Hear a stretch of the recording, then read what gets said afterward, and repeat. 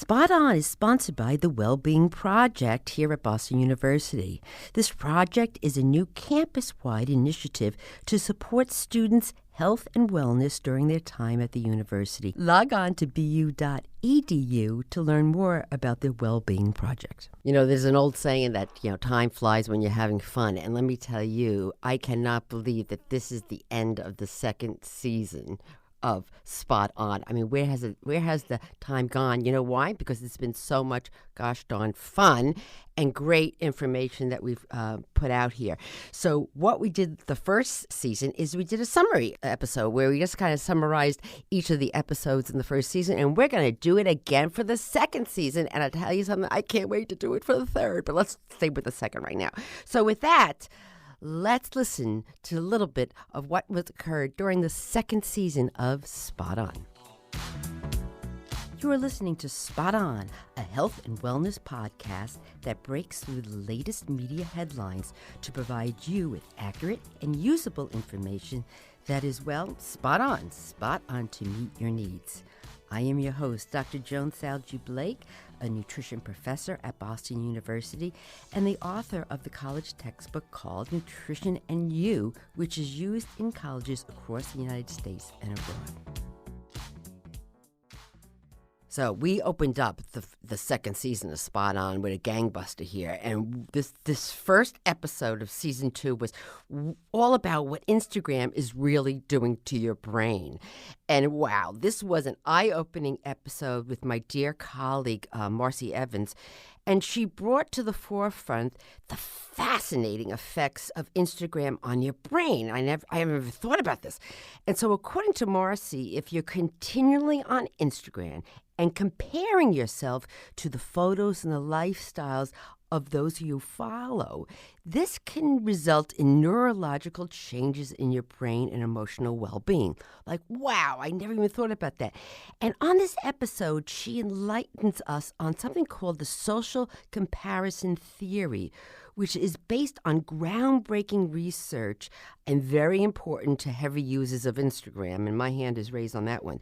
So please listen to this fascinating little clip of it, and I hope you'll be motivated to listen to the whole episode because, boy, this is unbelievable. What we're bumping up against now in, the 2000s is this evolution of social media in which the opportunity for constant comparison, seeing what a person is up to and posting about it, what outfits they choose, what meal did they eat, what club did they visit? We are inundated with information. It was 60 years of research where they looked at 145 studies to say, what can we learn about the social comparison theory? And they asked two main questions, the researchers did. Who do we compare ourselves to? And what is the impact of those comparisons? Research does demonstrate that some people are more vulnerable to the impact of social comparison than other people are. Over the years, we have been focusing on the research on how a healthy, nutritious diet affects the inside of your body by, helping you live longer and fight diseases such as heart disease and diabetes and stroke. But what's been missing and coming to surface in this research is how the diet can impact skin care, that it's really been lost over the years because we've been looking at longevity, but not on this episode. This episode focuses on how diet and skin health actually brings together the two. How your diet early in life can not only help you live longer, but help your skin look younger as you age. And I brought on this world-class dermatologist to tell us that diet may be the new Botox. Let's listen. This message was lost for a long time. And I think it was partly because there was so much data with heart disease, and diabetes, and metabolic syndrome, and all of these illnesses that we now know, a lot of which are induced by our unfortunately horrible Western diet, right, which is loaded with fats and sugars and everything that we should not be eating. And I think that we didn't appreciate what a toll this was really taking on our skin health and our skin beauty, for that matter. Right. Most of what people think is aging is actually photo aging or environmental aging, because intrinsically aged skin actually doesn't look nearly as dramatically aged as that skin that's been exposed to the environment. The better you eat, the healthier you are. Those nutrients get absorbed in the gastrointestinal tract. They go to all the organs, but many of them get deposited into the skin. In dermatology, we like an outside-in approach, so the creams turning things on, but we like the inside-out approach to complement that.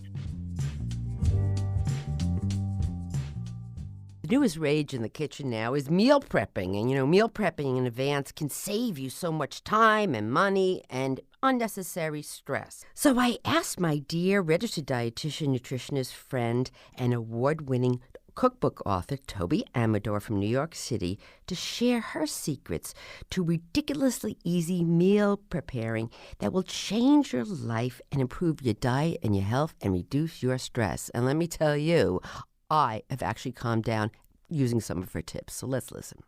Just being able to shave off half hour, 45 minutes of making dinner, let's say that's for a family, but for yourself, you can actually also shave off time if you make some stuff in advance. And if you enroll like a roommate to do it together with you, you can actually shave off a little more time there.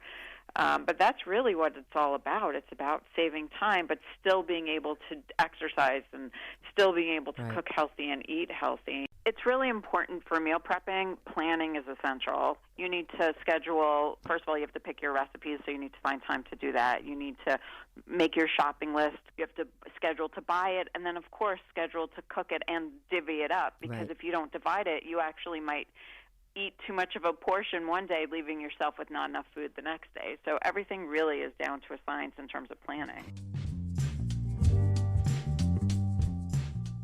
So many times I talk to students and they often say to me, I so miss my pets. I wish my dog or my cat was here, even more than I miss my parents, believe it or not. So I totally love this episode about pets and the effect that they can have on your life and well-being. And this episode gives you the science behind why therapy animals are so, therapeutic to your life. And trust me, after listening to this episode, you are going to want to have a therapy animal in your life on a regular basis. And let's find out why. Studies have shown that therapy animals lower heart rate, they lower blood pressure, they decrease cortisol, which is one of the hormones associated with stress states. They increase oxytocin, which is a hormone involved in bonding, dopamine, which is a pleasure hormone, endorphins. So there are real, actual physical effects associated with animals. They distract the patient or the person from the stressful stimulus. Yes. They remind them of life outside of the dentist chairs, outside of the hospital. They, just like with the kids, they're reminded of the students here at BU, they're reminded of their dogs back at home. It just kind of pulls them out of whatever stressor is in their life. Just see what your dog's temperament is like. Make sure it's something your dog really likes. If your dog is like my other dog, Ellie, and doesn't like to be cuddled or doesn't like crowds, it might not be the best fit. But if you check off all those boxes, go for it. There's such a need, and it's such a rewarding experience, and it's nice for you, it's nice for the dog. What the heck is clean eating? We are hearing so much about this in the media that I invited an expert in the field, Dr. Paula Quattromoni, to come on to this episode of Spot On to talk about what clean eating really is. And what I found out is, it may not be so clean. If taken to the extreme, clean eating can morph into an unhealthy eating pattern called orthorexia. You have got to listen to this episode. It refers to eating foods in their most natural, whole, and purest form. So whole fruits and vegetables are a real foundation of this diet. Foods that have not been adulterated in any way in terms of food processing, foods that don't have sugar added to them, fats added to them, sodium, other preservatives, artificial colors, flavorings. So it's really getting towards again, foods as they are grown and harvested and, farm to table, garden to plate, that's really at the crux of clean eating. The approach to clean eating sets up this dichotomy of good food, bad food. Clean eating usually starts off very well-intentioned in terms of promoting health and wellness. It's when it goes down a slippery slope and can become more of an obsessive disorder or a disordered eating pattern and progress into a full-blown eating disorder. But at its most pure sense, it really is well-intentioned in terms of, a plant-based diet and eating minimally processed food. We actually have a term for that now. It's called orthorexia. And it is a type of disordered eating where there is restriction of food intake. But as you said, around the quality and the purity of the food, not around quantity. So it makes it different from other types of eating disorders that listeners might be more familiar with. Basically, orthorexia is an unhealthy obsession with healthy eating. What you know about frozen foods is probably all wrong. From nutrition to taste, frozen meals, frozen fruits and vegetables have recently got a major makeover in the freezer aisle of your supermarket. They are now abundant and affordably delicious. This episode will have you using your freezer for more than just ice cubes and save you tons of time and money in the kitchen. People are busy.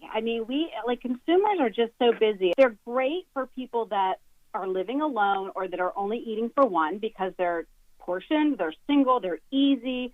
But also for busy families like myself, it's very, very convenient, and they're much, much healthier and more balanced than they were years ago. You can pull out what you want, cook it, and then put the rest back in the freezer, and the next day pull out some more if you want it. But it does save significantly on food waste. I think what people don't realize is that frozen, especially like frozen fruits and vegetables, those are picked sometimes at their peak time, and then they're frozen. Right. So all of those nutrients remain in that food.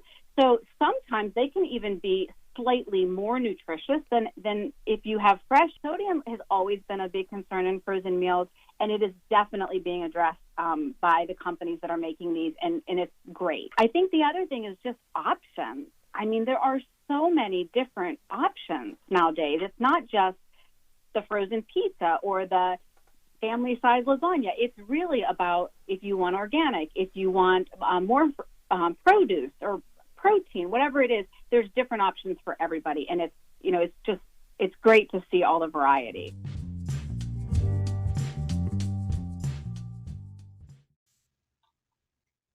Are you having trouble sleeping, focusing, or relaxing? If the answer is yes, then the TM Softs White Noise Sleep Sounds podcast has got you covered. This hour-long podcast is made to help you get rid of distractions, reduce stress, relax, and most importantly, get better sleep. You can listen to sounds of nature, white noise, relaxing music, and much, much more. You can check out the TM Softs White Noise Sleep Sounds podcast on Spotify or wherever you listen to your favorite podcast. Is bottled water really worth the money, or is your tap water just as good, if not better? I talked to an investigative reporter at Consumer Reports who spent a year diving into this issue and uncovered many, many facts about the water you drink that are just unbelievably mind-boggling. Spoiler alert, I no longer drink bottled water. And the industry, promotes this, that it's a product that's there in times of emergencies. Right. There's also studies that have and research that has looked at consumer behavior, and there's some who use their tap water for cooking and the like, but they drink bottled water because they like the taste of it as opposed to what comes out of their tap. The EPA gave us an estimate from one of their analysis of how much they need to fix and upkeep the water system. And over a 20-year period, it works out to something like $24 billion a year. Right. So we're spending more on bottled water than what the government says is needed to fix and repair and keep up our water system. They're purifying tap water, treating it further, and then bottling it for sale. Yeah. Milking almonds? Seriously? Remember when the only milk you drank was from a cow? Well, dairy milk needs to moo over, get it? On the supermarket shelf as plant-based milks such as almond and oat milk beverages are crowding them out. In this episode, we'll discuss why this is happening and if plant-based milk beverages are really all what they are cracked up to be. Let's find out. But I do think that there is a general concern and awareness growing around the idea of being more environmentally conscious and kinder to our planet. But I also think that we have an obsession almost with weight loss and eating less and what can I drink that is going to have some flavor but no calories and not going to wreck my diet? And so I think there's a little bit of that going on as well. Plant-based milks are trendy. Aside from the environmental, wanting to be more plant forward in your diet. That's right. It's trendy, and the celebrities adopt it, and it definitely has a health halo to it. As an individual person, each person is going to be, coming at it from a different perspective. Some people are going to come at it and say, I want the biggest bang for my buck. I want the most nutrition I can get for the lowest price. Mm-hmm. That's going to be cow's milk. Okay. They've done studies. They've looked and compared cow's milk to all these different plant-based milks, and most of the plant-based milks are 2 to 3 times more expensive per cup than cow's milk. Couponing is all the rage now. I always thought of myself as a master shopper when it came to never paying full price for any item that I buy. Well, that was until I met the crazy coupon lady who has created a multi-million-dollar business teaching you how to coupon and save money when you shop. What I love about her is she does all the work for you, so all you have to do is download an app or two to save big bucks. Trust me, you can even save money at Starbucks. No, I'm not kidding. If you're a college student looking to save, I would start number one with choosing a drugstore and start couponing for those health and beauty items. Right. And you just need a couple of apps to do it now. You don't need the Sunday paper, and you can get access to those coupons. And on Tuesdays and Thursdays, the price drops by, on Tuesdays, I believe it was 4.81% less, and then like 4.8% on Tuesday. And Saturday was the worst day to shop. So that is interesting, and that is cool data. You can buy gift cards at a discount consistently. So there are a myriad of online gift card retailers. Raise.com is one I use, RAISE. There's also one called giftcardgranny.com that kind of aggregates gift cards together. So sometimes you're buying someone else's Starbucks gift card that they got for Christmas and they didn't want it, and so they went to sell it, and it's a $25 gift card and they're selling it for $20. Okay, great. After listening to this episode, you are going to want to go out and hug your local farmer. I'm on social media a lot, okay, maybe too much, and I have been hearing too many negative comments bashing farmers. And this blows me away. Some folks think that farmers mistreat their animals or crops or use pesticides and antibiotics just to increase their profits. And I spoke to an expert in this area, Leah McGrath, who has traveled the country visiting farms and farmers. She's going to set the record straight on how farming is really, really done, as well as what is this whole difference between organic or nutritionally grown foods. You are going to find this eye-opening. Why do people kind of vilify farming, and even more specifically certain types of farming?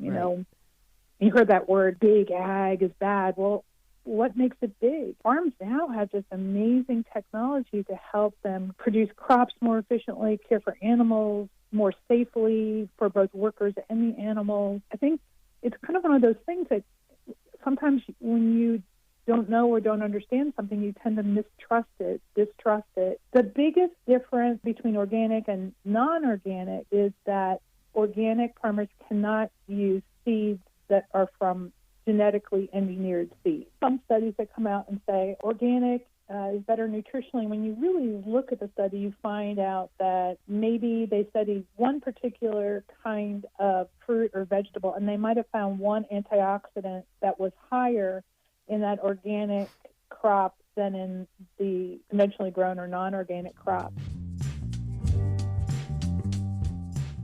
To snack or not to snack? That is the question. Is snacking a healthy way to munch, or can it sabotage a healthy diet?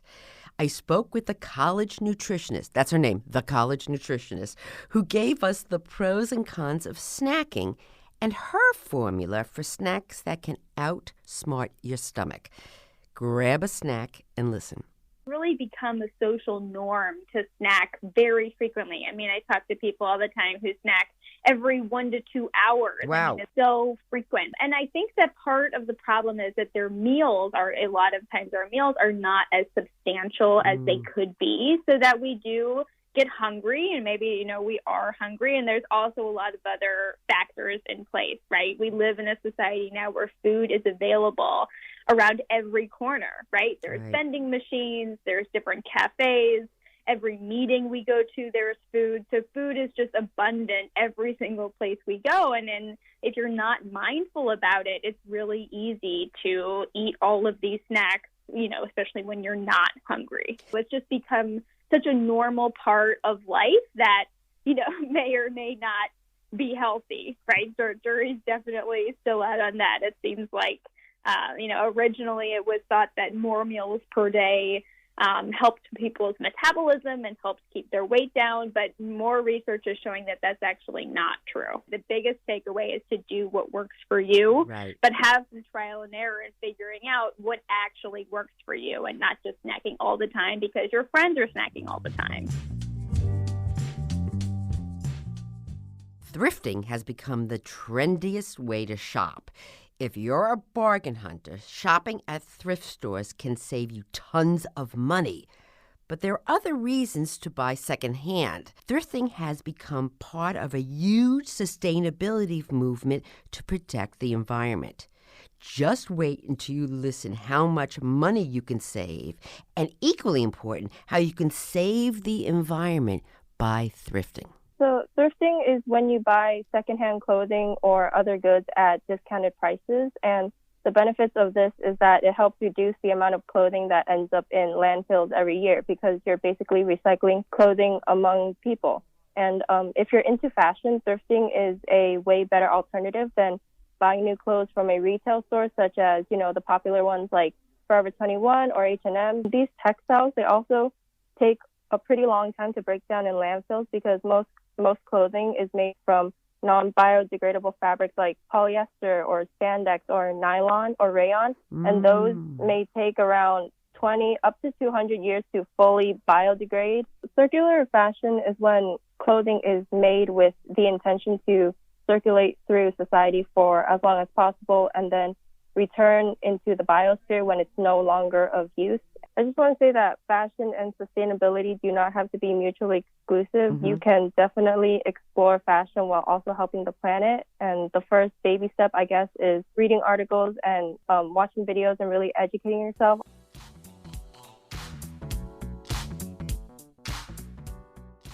Thank you so much for being a spot-on listener and making Season 2 such a huge, huge success. We are on to Season 3. Please like us on the Spot On Facebook page and tell us what topics you'd like to listen to and learn more about in the next season. And oh, by the way, can you tell 5 of your friends about Spot On? Do I ask a lot of you? Again, we want to thank the Wellbeing Project here at Boston University for sponsoring Spot On, and also for the support from the Boston University Sargent College Master of Nutrition program. It's a fabulous program where you can really, really get a solid foundation in the field of nutrition.